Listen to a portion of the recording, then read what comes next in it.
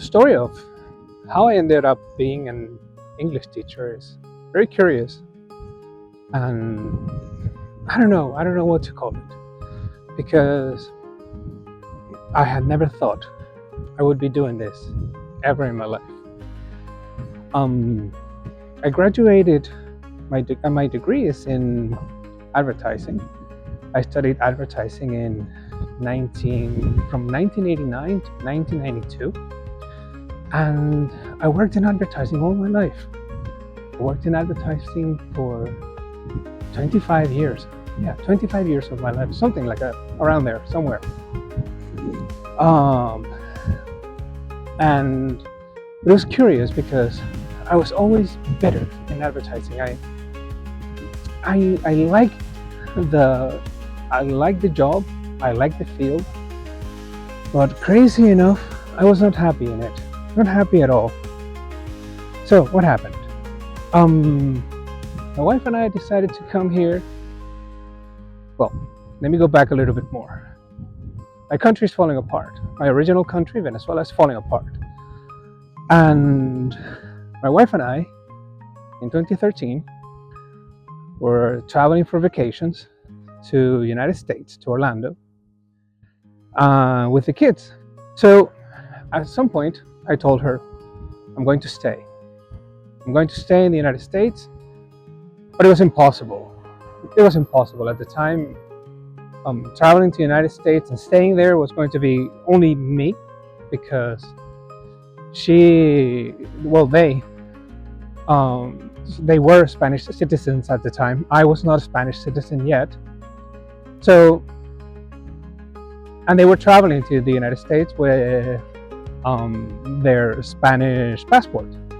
I was traveling with my Venezuelan passport, but they were traveling with their Spanish passport. So they wouldn't be able to stay. They were not going to be able to do the same thing I was planning to do. And my wife said, well, if you do that, you have to know that it's going to be the last time we're going to see each other in a very long time. So when she said that, I said, okay, this is not what I want to do. This is really not what I want. So at some point she told me, we're going to leave in 2015. And I said, but how can you know that? How do you know that? And she said, I don't know. We're leaving in 2015. Remember, this was 2013 that I'm talking about. December 2013, when we were going to Orlando. And when she told me that, I said, okay, let's do this. I'm going to believe in this. And even though I didn't know where she was getting this from, I said, okay, I'm going to believe in this. So fast forward, 2014, I think it was, we were able to buy tickets, airplane tickets, to go to New York on vacations. And at that time, we were decided to stay in New York. Stay in New York, to find a way to do it. So on my side, I was working on trying either to get a visa for the United States or get a visa for Canada. And that trip to New York was about that. It was about trying to stay. So somewhere around January, February, 2015 now, talking 2015, my wife has a phone call with one of her cousins who was living here in Madrid at the time. And this cousin told her, but what are you guys doing?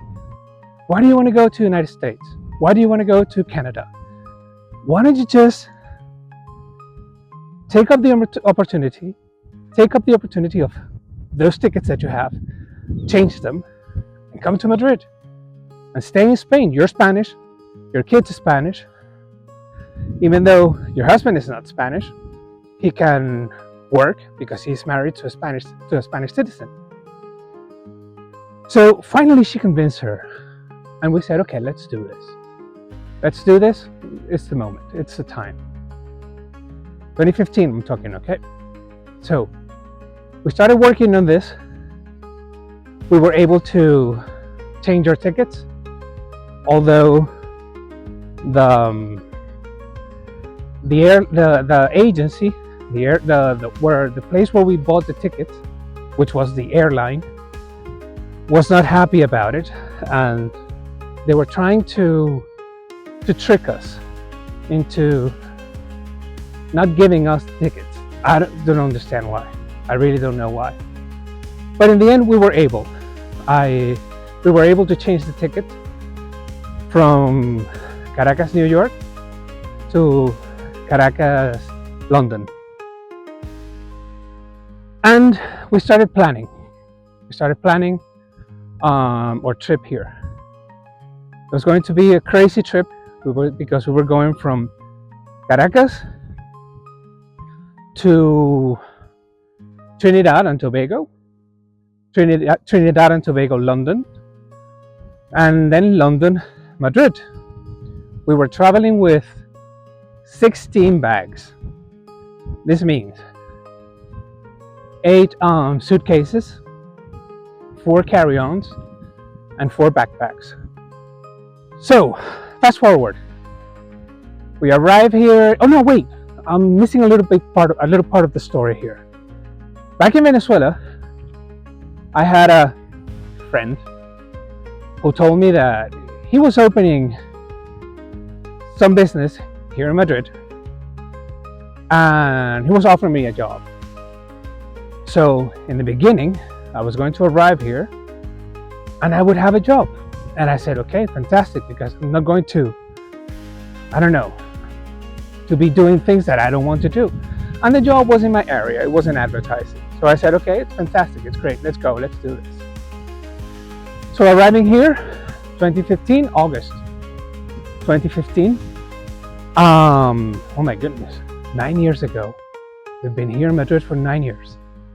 Anyway, August 2015, I started working with this guy, and to make this story about the job a little shorter, 2 months later, the guy tells me, you know what, I'm closing up the advertising department.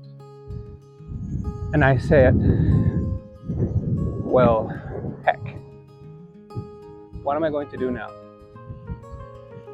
So I sent my wife a WhatsApp, I sent my wife a message, and she says she started to get really nervous, and I told her, well, let's see what we're going to do. Close to the house where we were living at Paracuellos, close to Madrid at the time. Paracuellos is a beautiful town, I love Paracuellos. We were living there, and I get off the bus, and right across our apartment, right across our flat at Paracuellos, there was a little English academy for kids. And I said, well, this is interesting. Let me add here to this part of the story that since my daughter was born in 2011, my wife and I decided to speak to her in English. Why? Because we were giving her the opportunity to have 2 languages and learn 2 languages and allow her to be bilingual. So I started speaking to her in English all the time. People made fun of me. I remember somebody asking me, but why do you speak to her in English if she doesn't speak English? I remember saying, well, she doesn't speak Spanish either. She's learning both at the same time. So anyways, I arrived home this day in Paracuellos, and I see an English academy. And I said, okay, this is interesting. This is something I have never done officially, but this is something that I've always done because I had been teaching my daughter and I had been teaching other people around me. Nothing official, but I've always done it. I've always helped people with English. So I said, okay, let's try. I got home, talked to my wife about what had happened. It was a crazy day. I remember it being a very sad day. I was really sad about it. But anyways, I said, okay, let's do this. Let's see how it goes. I started sending emails. I sent an email, of course, to that little academy, and I started sending emails to other academies around Madrid. There are, I don't know, 9 million English teaching academies here in Madrid. And there was one academy that replied and wanted an interview with me, like the following day, 2 days later. And I said, okay, so this is good. This is going to be good. So I go to my interview, and the lady says, okay, I can hire you. I like your English, I like your style, I like your accent, not your style because I've never taught ever. I like your accent. Let's see how it goes. So I start working with this academy. I only had 2 classes a week.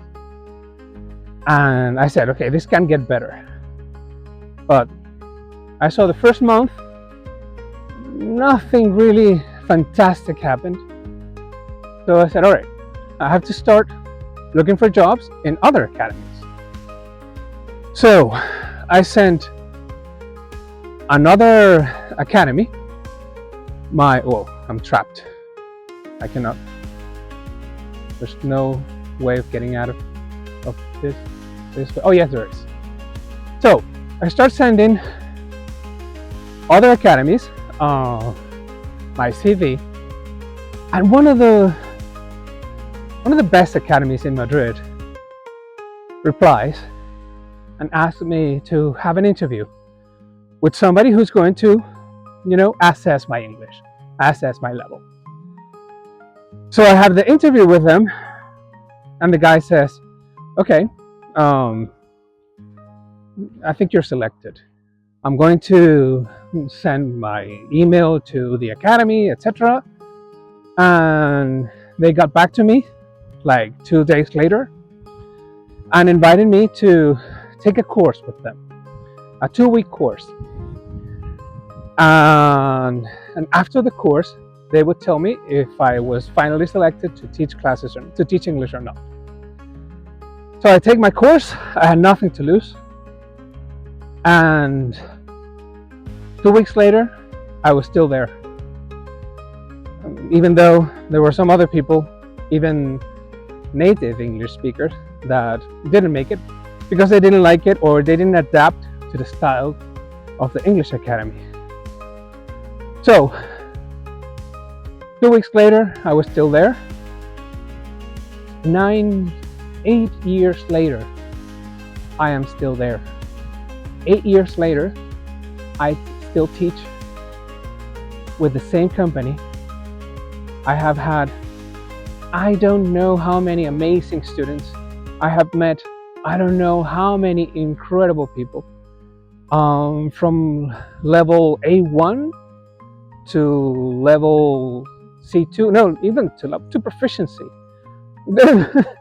It's funny because I have had students whom I have spoken to and told them, I have nothing to teach you. I can't teach you anything anymore. Let's have a conversation because, I mean, we're at the same level. You could be teaching English too.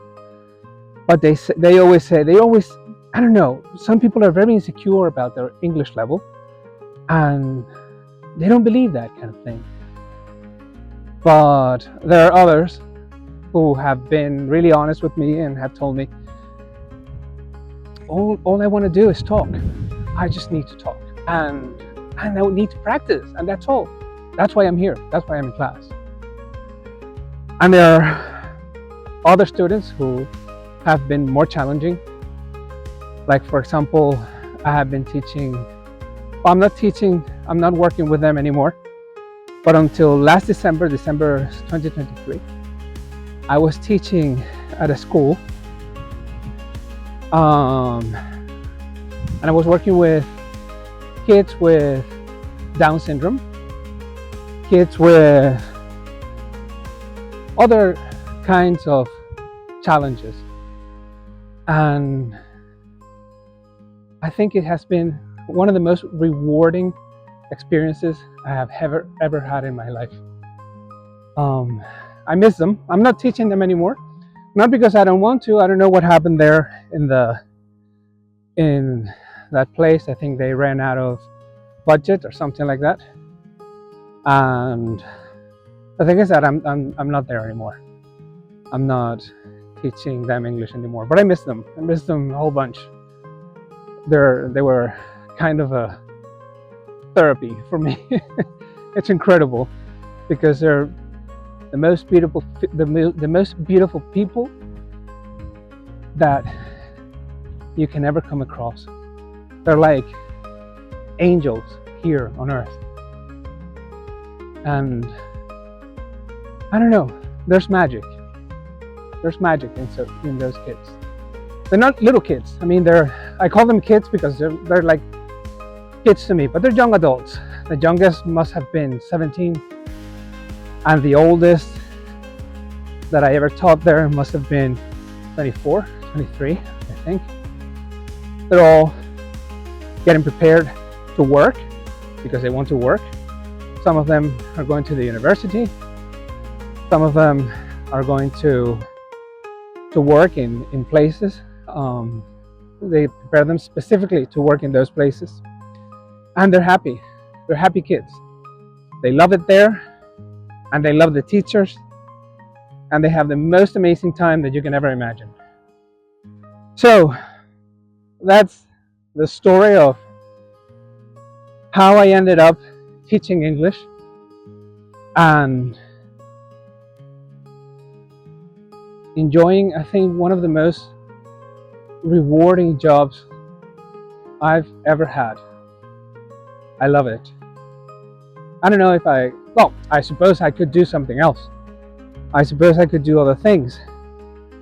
It has been kind of difficult to find a job in my field here in Madrid. One of the reasons is because when we got here, I was already over 40.